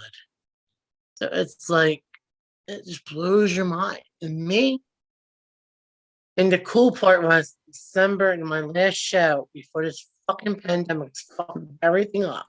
Yeah. Yeah. Was December 6th, 2019. And my nephew was there in the flesh to watch his uncle on stage. So you got to share that with your nephew, like this is like you see your uncle at his, this is what he does. This is him at his best doing this thing. Yeah. But he was too young to understand at the time. He still is too young. He doesn't know what he do. Yeah. He was there. Yeah. And I got him a shirt made, is it Nephew Lightning on a little lightning bolt. That's the best. I'm gonna have niece Lightning soon when it comes her time to see me live. Fuck yeah, man. But it's like Nephew Lightning. but actually It's the no. best. But here's one of my favorite memories of my show days. Of anniversary, I'm sitting playing the keyboard.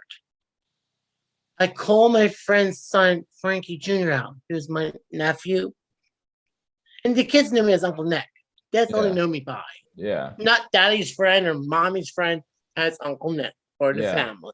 Yeah. I wave him out to the stage. He starts playing keyboards with me as I'm singing Elton John. Surgery for Fighting. He's playing with me. I'm playing with one hand, he's playing with the other hand on the keyboard. He's out there with his uncle on stage jamming, doing a live video. Damn, that's great. That's I looked great. over and I gave him a hug. I said, "No, dude, you did it." Yeah. He says, "Thanks, I think that was cool." Yeah. That's incredible that you could give that to him. Like Yes. he can't experience that with anybody else, only with Uncle Nick. That's incredible, man. That's Yeah, a great thing too. It Like is. the fact that you were able to do that for him, that's a great thing. You should be very proud of that. I am very proud. I'm very proud. You should be. Because when the time will come for me to say goodbye, there's this one song that we'll never sing ever.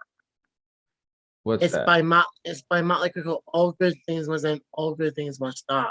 And they wrote that as their farewell song. Yeah. Because it's been a hell of a life, a hell of a night, a hell of a ride, hell of a good time. It's everybody saying goodbye to their fans. That's like my funeral song. Yeah. Where I sing it, and never gonna happen. Sure. It's Lightning's gonna live forever, babe. Well, with the movie coming out and all this, you guys are sorry, when you, Matt Kuber, who we were with earlier this year on his podcast, Scotty, Aaron Scotty, and Matt Black from the Peanut Butter Falcon who did theirs. You guys have been helping to grow the legend of Nick Lightning. Wait. The guy that the movie The Peanut Butter Falcon was based on? You did his show? Yeah, Scott, Aaron Scotty. So how did you get linked up with him? Well, there's Matt Cuban who does something like you guys do, but he has like entertainers, flyers, he has all the sports personalities, all like the entertainers. Okay. He knew them, so he got in touch with them. They worked together, so they sent him.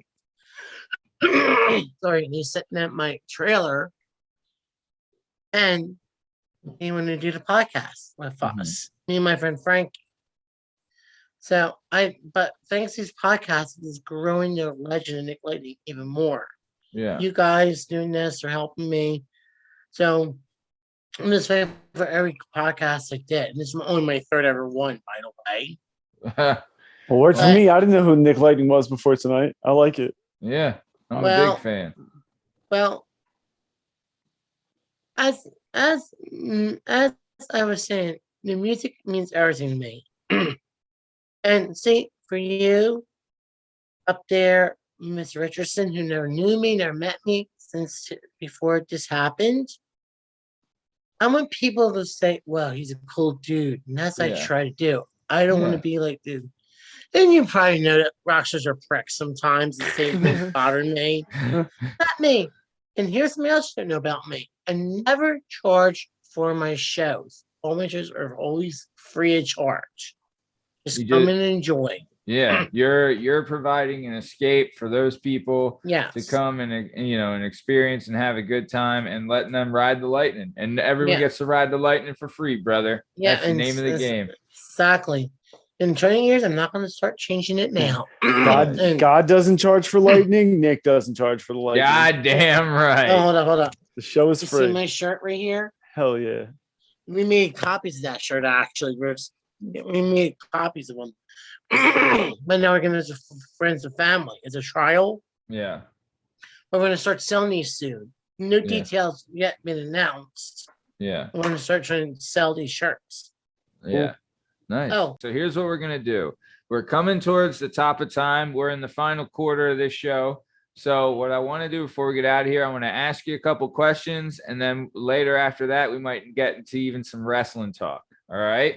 Let's do it. All righty. So first question. What was your favorite movie at the age of 10?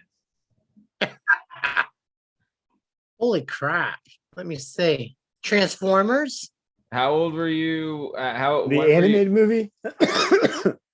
Yeah, the one where Optimus Prime dies at the end? Yes. Say what? You never saw the 1982 animated Transformers movie? Yeah, the Robert Stack played the voice. Robert Stack played the voice of Optimus Prime. That's the only Transformers movie I've ever seen. I've never seen the new ones. Really? I have, and they're awesome.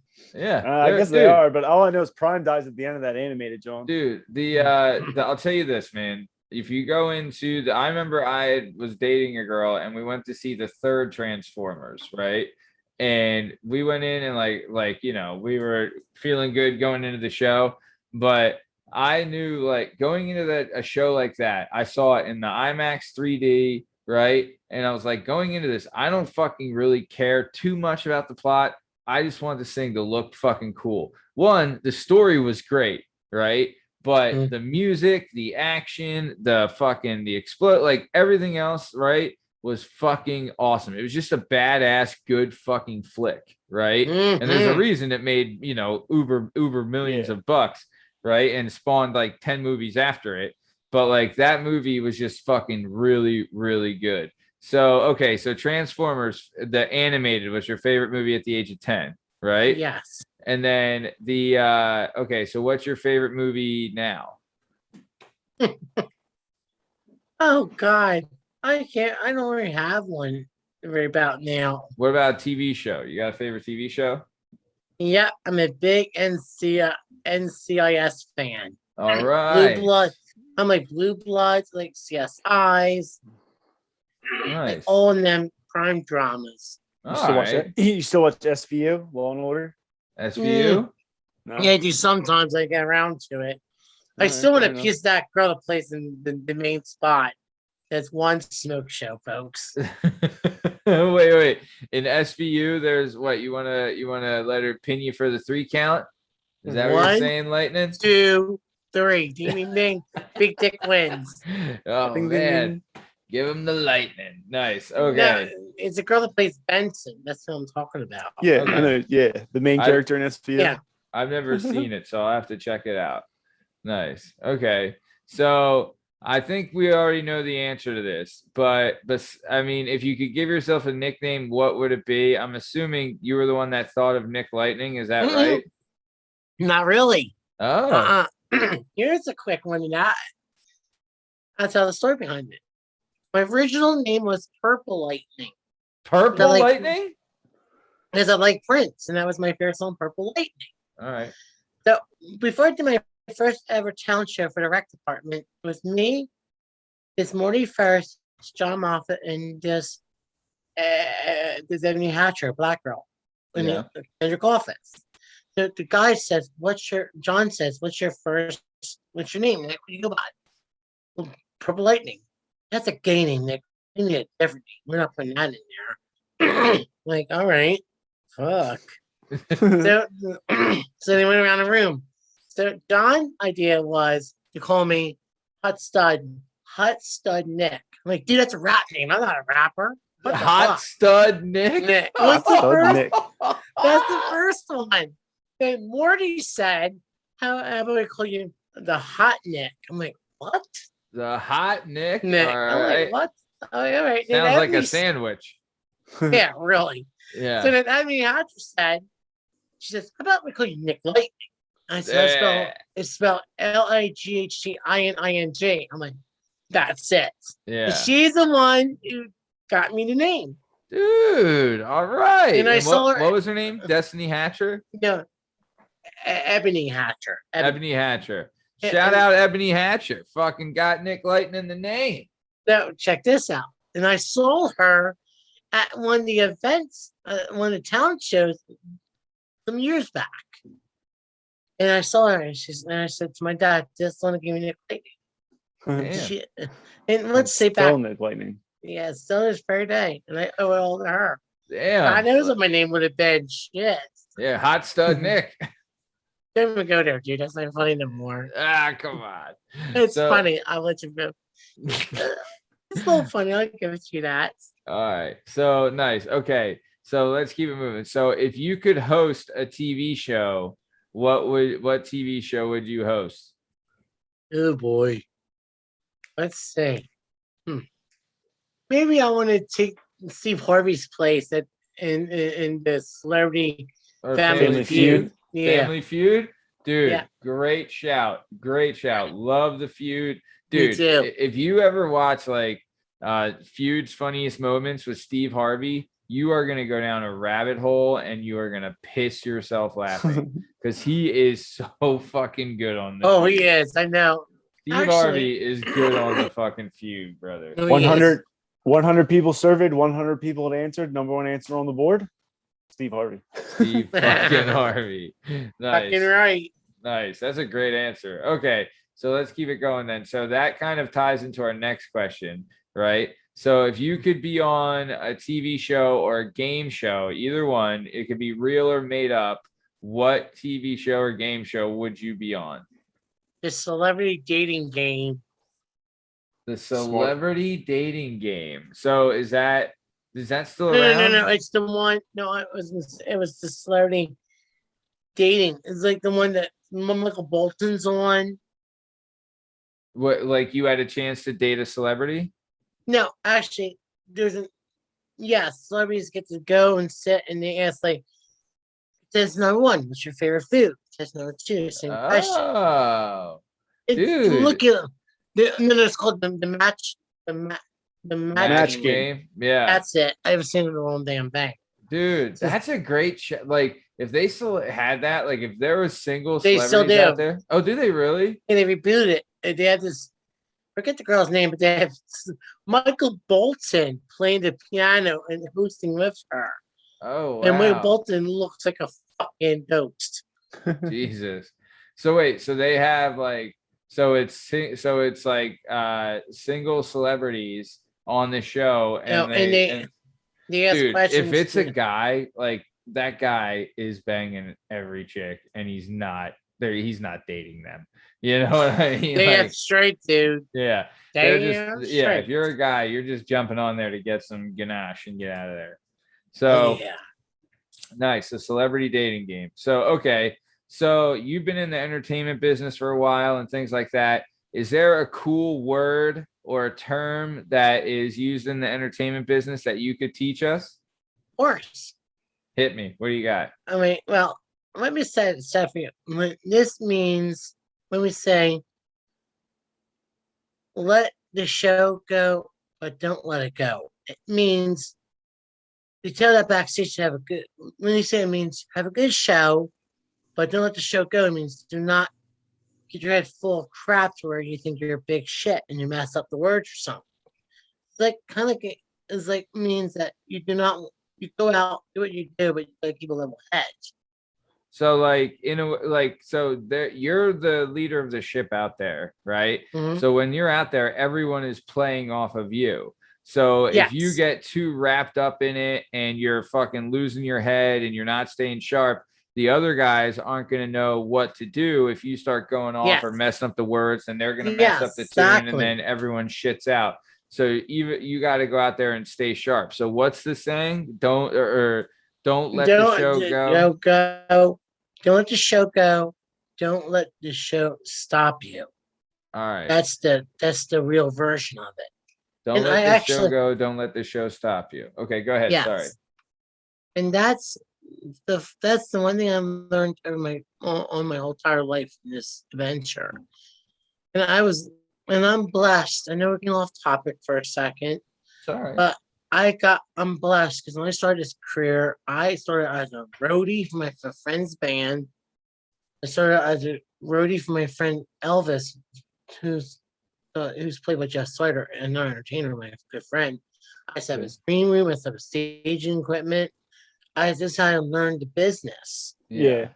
And How you to set a get- show up and how to like actually set everything up and Yes. work it Yeah. up there. Yes, so that's where there's another saying too. He says, "Have if how does it go? I forget. Oh, it goes, let the show, no, have fun, be happy, and feel good."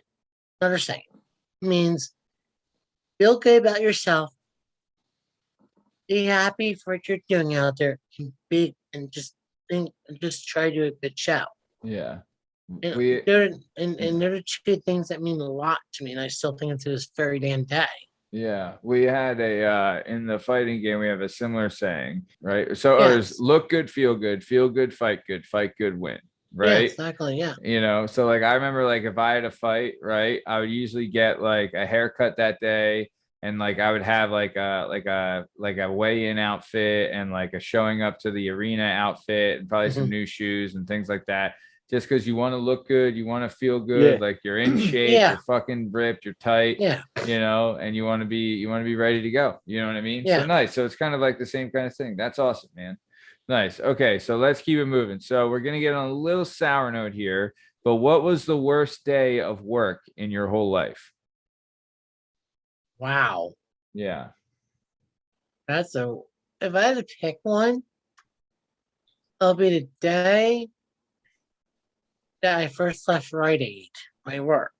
I Mhm. left Rite Aid after 13 years. I left it after 13 years to go away to Hawaii for 4 years and live my life. Yeah. So that was one of the worst days. I don't know that. That's Alexa. I Yeah, love Alex. that.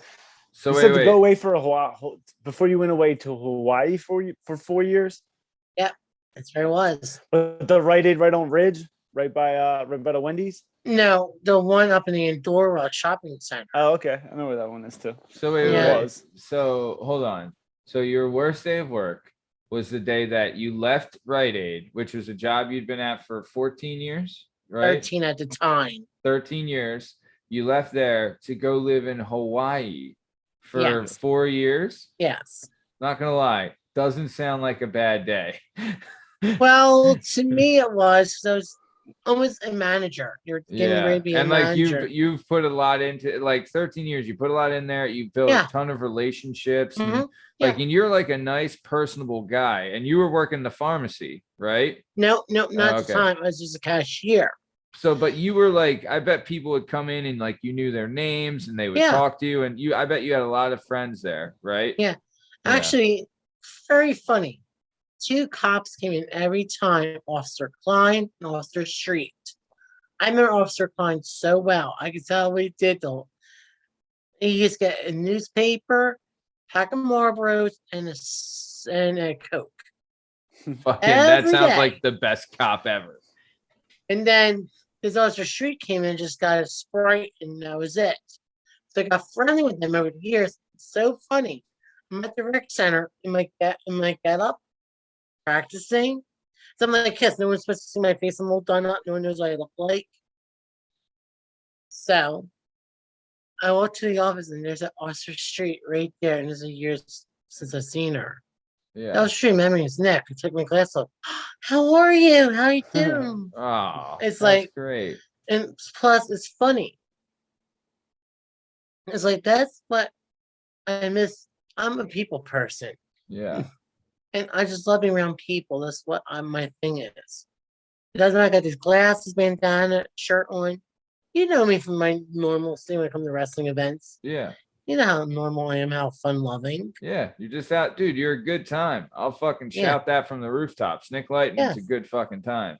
And Yeah. you're like, you're just like you kind of miss, like you knew like you were gonna miss the interaction. You're gonna miss your safe place. Like you're gonna miss your Yes. friends, and like you know, people say whatever they want about like cashiers and retail, but it's not Yeah. an easy job. It's a very Oh, it like, isn't. you You have gotta to want to deal. do it. Yeah, you have to Yeah. deal Yeah. with a lot of people that are not nice. Like you Yeah. probably had to deal with like a lot of ignorant and like mean Uh-huh. and like Well, just bad yeah. people on a daily basis. But So I'll it's tell like you, you're eating a lot of shit in that job, and Yeah. people don't realize it, and you kind of got to know it and got to like it. So go well, ahead. actually, I tell my fixer on that note. One day I'm at work, and my boss Andre was there. This skinny black kid, really my buddy. Mhm. This guy comes in, he looks like we're strung out. I cannot really tell. And at this time, we're starting to card people. It's an old that big carding for tobacco thing Oh started. yeah. So I remember saying, "Sorry, I guess your ID, sir. That's the rules." He says, "I'm gonna cut your throat out. Just give me the damn cigarettes." So sorry, I can't. I'm trying to be nice. I can't, sir. Yeah. I'm gonna lose my job. I got a knife here. I'll stab you right now, you son of a bitch. So I'm even scared shitless right now. So I call my manager up, Andre, who's about 6 foot, I'd say about 138, soaking wet, would say. So he's like just a beanpole. Yeah. He comes Okay. up and says, "What's wrong?" I said, "Oh, Nick, give him the damn cigarettes and give him out of Yeah. his house." Yeah, obviously. And So he said, "Give him the cigarettes." And I'm gonna tell you right now, you'll never come back in the store ever again. If I catch you, I'm getting you arrested for trespassing. oh wow. So, You got good. banned. So the manager had your back then. So Yes. the manager was like, "Hey, get the fuck out of here! Stop harassing my guy. Yeah, And get your shit. You know, like get the Exactly. fuck out of here." Yeah, good. exactly. That's what he should have done. He should have stuck up for you. Good. He did, and Jesus Christ! All that for a pat. Do you remember the smokes? there were Marlboro lights. All of that for a fucking pack of Marlboro Mhm. Lights. Yeah. Yeah. Yeah. Well, Yeah. I think the guy strung out. So I thought, Yeah. He was on 'Cause some he had- shit. yeah. But on to other subjects than that. Yeah. So okay. So let's keep it moving then. Okay. So all right. So that was your worst day of work. So what is the best day of work your whole life? Wow, that was 9 months ago when I started training to become a pharmacy technician at Rite Aid, All and right. they give me a pay raise of $10.50 an hour now. All right. Hell So yeah. that's the best day of my life, and I must admit I love doing that job. Yeah. At 45 years old, learning something new like that, it's really hard for someone with disabilities like myself. Sure. It'd be hard for anybody. And get this, I found out there's only a handful of male technicians in the company's history. Hey, I'm breaking our glass ceiling. there you go. Hey man, there you go. Fucking standing up for men everywhere. I'm sick of Yeah, men I'm being showing- oppressed. Yeah, We're the man. oppressed. All right. I'm a man's man. Yeah. Hey, pharmacy technicians have always been, sexist towards men, and you're breaking that glass ceiling. And Yeah, you're goddamn well, right, Lightning. Yeah. Good, nice, dude. Awesome, man. I'm proud of you, dude. That's great. So you're back working at Rite Aid, so you would say that lightning does strike twice? Yes. That's a good one. That's a good one. Give this guy a bonus. Because if you guys pay each other. You just walked back in lightning. You walked back in Rite Aid like the lightning is back. No, actually, funny story. Dude, hold on, Justin. You've been waiting to fucking hit that one, you know. God, but actually, that was great. Well, go ahead. Here's the truth. I was never going back to that life. I was done with it. Yeah. Retail, I was sick of. Yeah. But I saw my boss, my original boss, Linda, at ShopRite here in Roxboro. So her brother says to me, he has disabilities like me, who I'm very friendly with him, named Joey. Nick, you ever think about coming back to Rite Aid? I thought about it a couple times. Why? So, well, there's a new manager up there, and he might get you back in if you're going to go do it. I said, who's the new manager? Charles. And this Charles I knew from when I left the first time.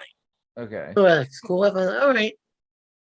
So we're shortening this very quick. I went up there, talked to him, signed an application, bam, within 6 days I was hired again. Nice. Just on August 29th of this year, I celebrated my second year back. All right. So we added 13 and 2 together, and there are 15 years total. Fuck yeah, man. Best day of my life. Dude, that's great, dude. I'm happy, man. I'm happy that you have that, and like, you know, like I'll tell you, dude, doing what you love, and like I think you're just like a fun-loving, happy guy. And I'm Yes, happy to see like you're doing something where you're enjoying yourself, you're having fun, and like then you know we get to hang out on you know at the wrestling events and your movies coming out and you're still rocking. Like, dude, I'll tell you what, and you said at the top of the show you've had a blessed life, but I'm not gonna lie, Lightning, you know, you've had the courage and the guts to persevere through you know trials and tribulations that other people would have quit and given up, and they would pull the you know the disability card and said, oh, I can't do this because I'm this, Not I me. can't do this because I'm that. Not Lightning.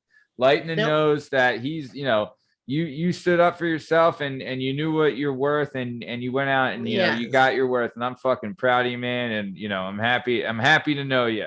You're a great fucking guy. Yeah, I'm happy too. I'm happy to get to know so many cool people in my life. Yeah. And now you guys are added to that list of cool people I know. Probably the coolest people, you know. I'd say we're a lot cooler than that Tom guy, you know.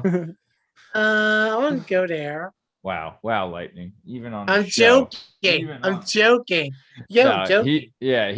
So no, I'll tell you this. Plus something too, and I think this is something all people should know, Lightning. Like you're genuinely nice and polite to everyone you meet, right? And I'll say maybe in other areas that's not rare, but in Philadelphia, that's a very rare thing to find someone who is genuinely nice and polite to everyone they meet. And that's not a bad thing, right? That's actually a really great thing. And it's a really tough thing too, because it's easy to be angry and mean to everybody because you're in a fucking mood or whatever it is.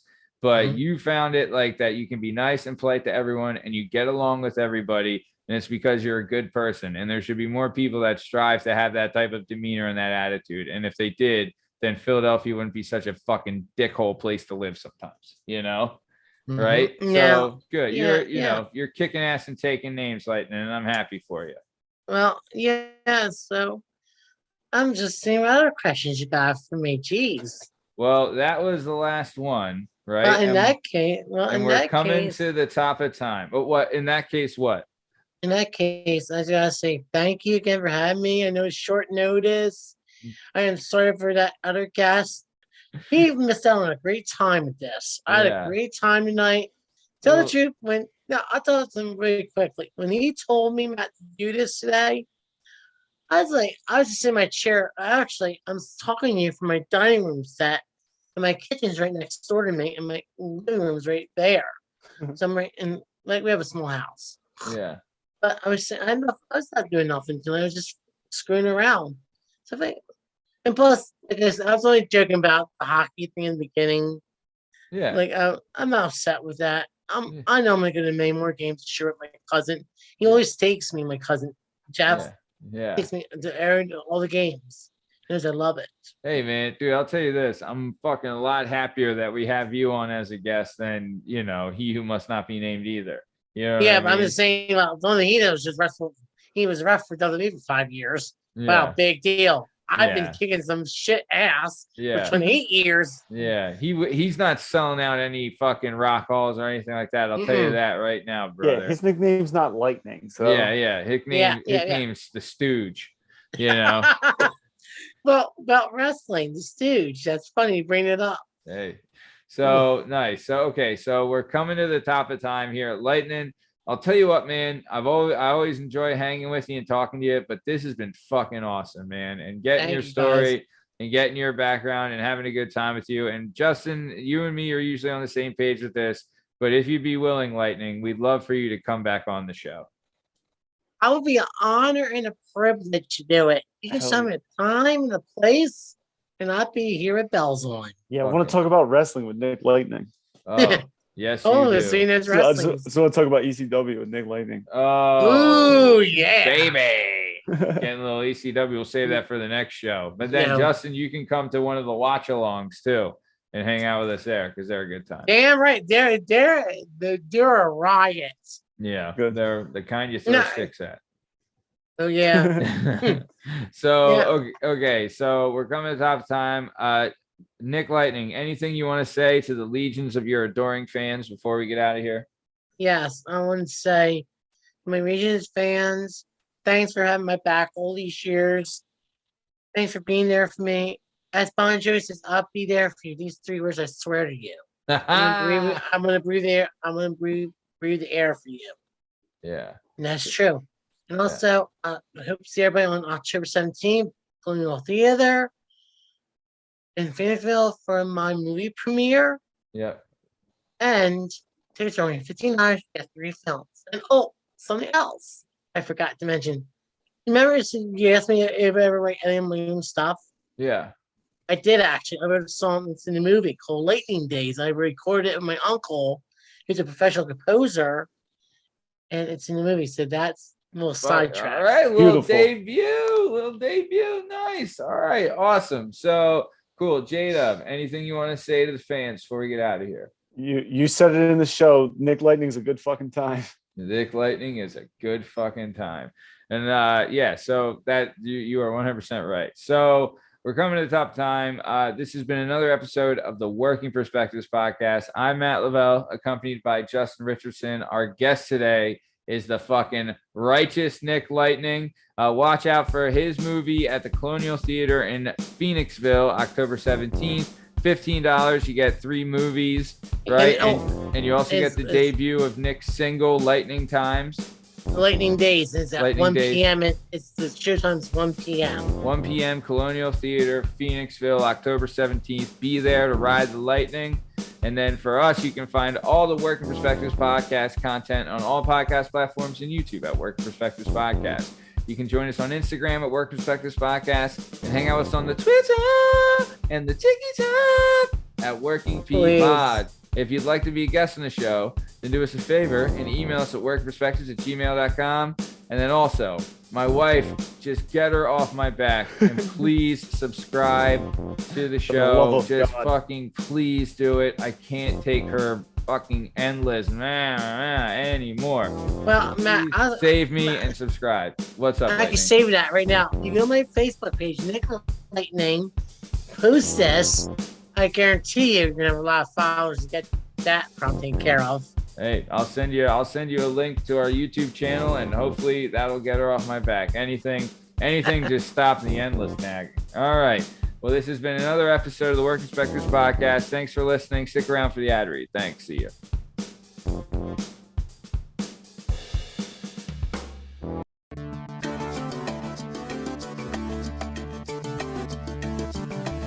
Do you have a message or a story inside of you that you've been waiting to tell?